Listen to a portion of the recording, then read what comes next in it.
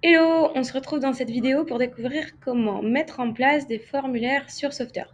Donc on a toujours notre exemple du projet BeFree, plateforme pour localiser et chasser les frelons nuisibles. Donc dans un premier temps, pour mettre en place un formulaire, j'ai créé une page localisée.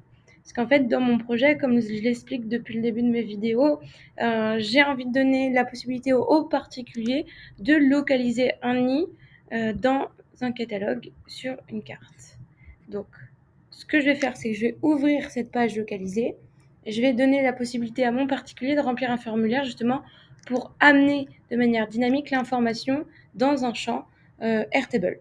Donc, je vais aller choisir dans mes blocs dynamiques forme pour le formulaire et moi je vais choisir formulaire customisable. À savoir qu'il va falloir imaginer avant, en amont, les champs dont vous avez besoin. Effectivement, vous pourriez avoir besoin seulement que de 1 ou 2 champs à remplir pour, par exemple, envoyer un message. Donc, ce sera un formulaire qui est différent. Donc, en fonction des champs dont vous allez avoir besoin, le bloc que vous allez choisir de formulaire va être forcément différent. Il va falloir aussi anticiper votre besoin et donc les questions que vous allez poser dans ce formulaire-là pour créer votre Airtable. Effectivement, là, comme on est sur un champ dynamique, on va avoir besoin de Airtable en face.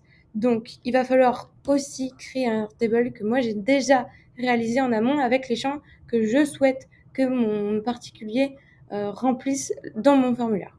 Donc, ce que j'ai besoin comme information pour que mon particulier identifie un nid sur ma plateforme, c'est tout d'abord son nom, son numéro de téléphone pour pouvoir être appelé, son email. Donc, j'ai volontairement pas choisi le champ, la colonne spécifique sur Airtable téléphone puisque j'aime pas forcément comment il est disposé par la suite. Donc, j'ai mis un champ texte simple, un email, un commentaire long texte, une photo parce que je veux qu'il puisse identifier une photo du nid. Je veux ensuite l'adresse. Alors, le statut, c'est juste que ça m'était proposé au début, mais je n'ai pas changé. Donc, adresse en champ texte long et la ville. Pourquoi j'ai distingué adresse et ville? Parce que j'aimerais proposer aussi par la suite, lorsque je vais créer un catalogue, la possibilité de rechercher essentiellement par ville. Donc, je reviens à Softer et maintenant que j'ai les champs, les catégories dans les colonnes d'identifier sur Airtable, je vais pouvoir les créer aussi dans mon formulaire. Donc là, ce qu'on va pouvoir remplir, c'est notre champ nom dans un premier temps, puisque dans ma première colonne, c'était le nom.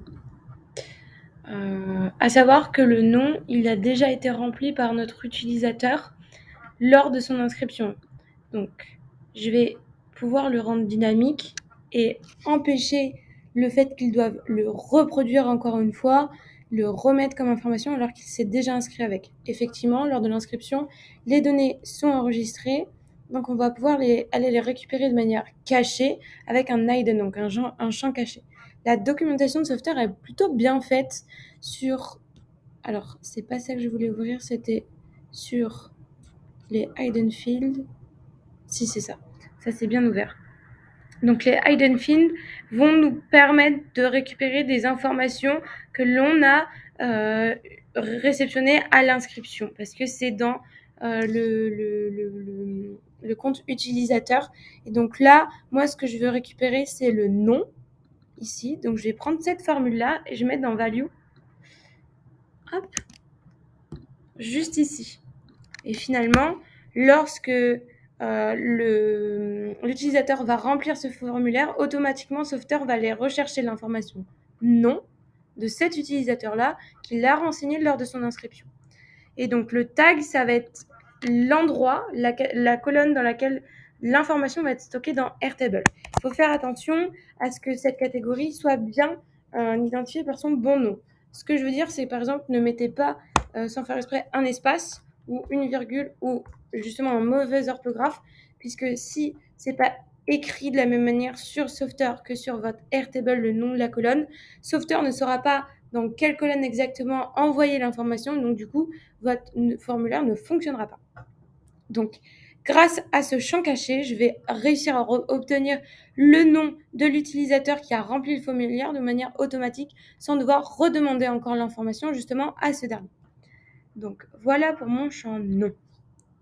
Je vais pouvoir avoir la même chose sur le champ adresse. parce que l'adresse a été renseignée aussi lors de l'inscription par l'utilisateur. Donc je vais aller récupérer le hidden, récupérer dans la doc de Software la formule qui me permet de récupérer de manière automatique avec un champ caché l'email de mon utilisateur. Et donc là, le nom de mon champ pour l'adresse mail, c'est email. Donc je garde ça comme ça.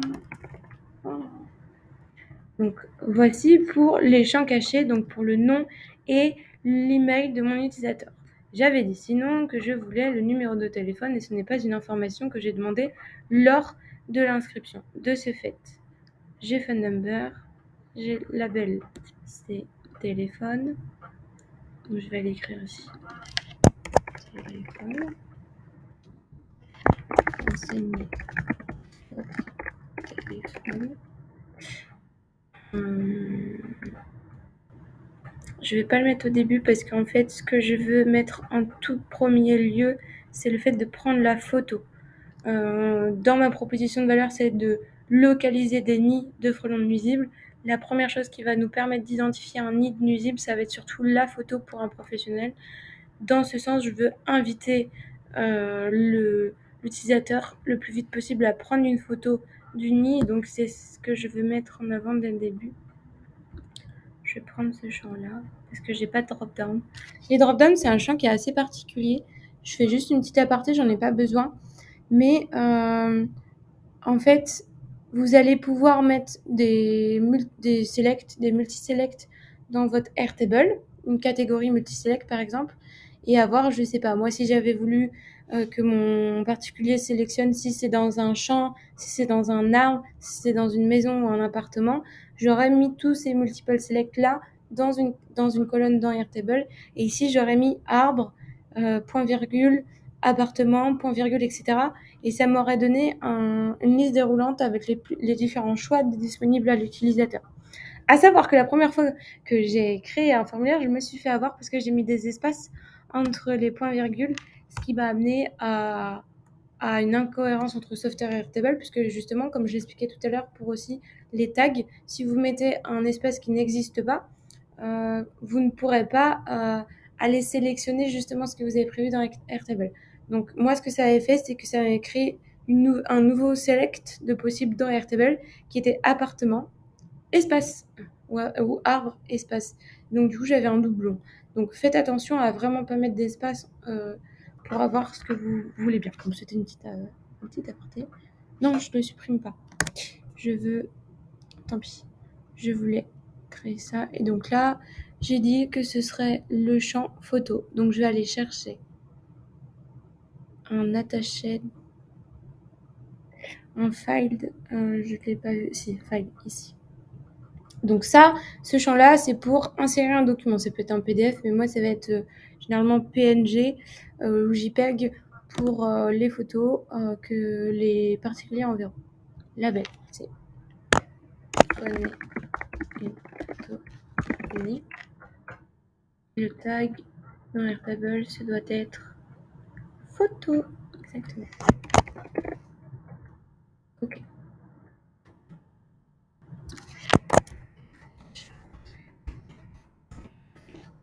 Et j'ai envie de le mettre en premier, mais il le met pas en premier forcément. Étonnant. Parce que... Ok, il a priorisé certaines informations qu'il ne veut pas mettre au-dessus. Donc c'était les champs qui étaient disponibles dès le début lorsque j'ai créé mon form.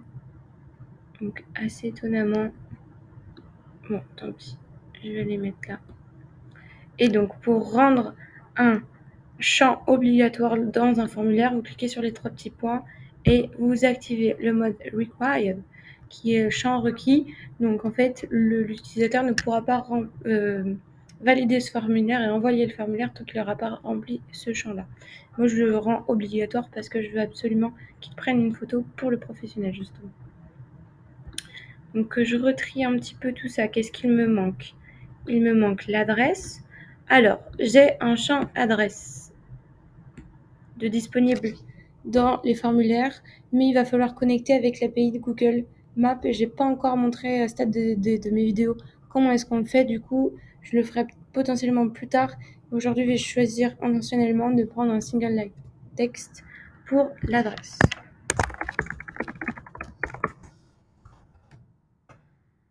Mince, je voulais mettre ça dans placeholder. Hop. Et donc, mon champ adresse. Ensuite, donc, j'avais la ville.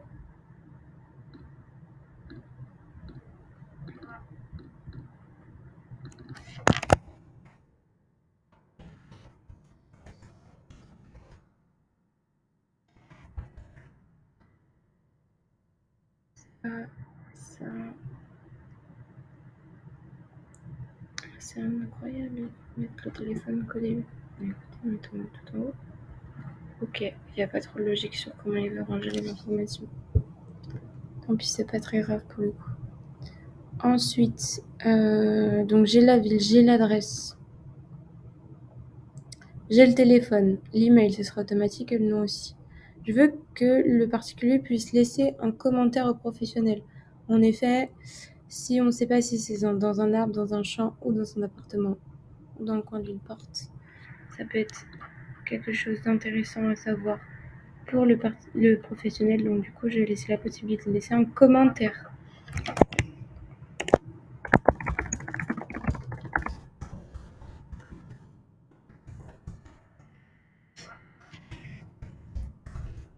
Dans ce sens-là, voilà, laisser un commentaire pour le professionnel.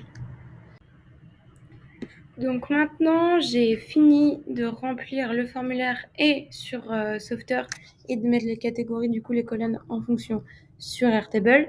Normalement, mon formulaire est fini. Donc il faut que je lui donne une action, c'est-à-dire que lorsque je vais envoyer le formulaire, je vais établir que ça va aller dans Airtable, dans la base, du coup, qui s'appelle Ni Free Software, et dans la table Ni. Hop. Ensuite, je peux proposer soit de voir un message à la fin de la complétion de ce formulaire. Bravo, on vous tient au courant, etc. C'est un message qui s'affichera lorsque le bouton de formulaire sera cliqué et que l'envoi du formulaire sera validé. Sinon, je peux décider aussi d'ouvrir une page. Moi, ce que je vais décider, c'est d'ouvrir une page par la suite. Ce sera la page du répertoire des professionnels de la désinsectisation, mais pour le moment, je n'ai rien. Donc, je vais juste vous montrer en merci un message qui sera proposé lorsque le formulaire sera complété. Donc, je vais vous montrer ce que ça donne. Normalement, ça devrait marcher. J'ai mis l'action de signaler un nid, je l'ai mis dans le header lorsqu'on est connecté. J'ai proposé l'action sur ma home. Donc là, je vois bien le formulaire que j'ai créé. On va voir si cela fonctionne. Donc, je vais mettre 8 chapiteaux. Nice. Mais 06. C'est bon. Hop. J'ai une photo de Bifree. Blablabla. Et envoyer le formulaire. S'il veut bien.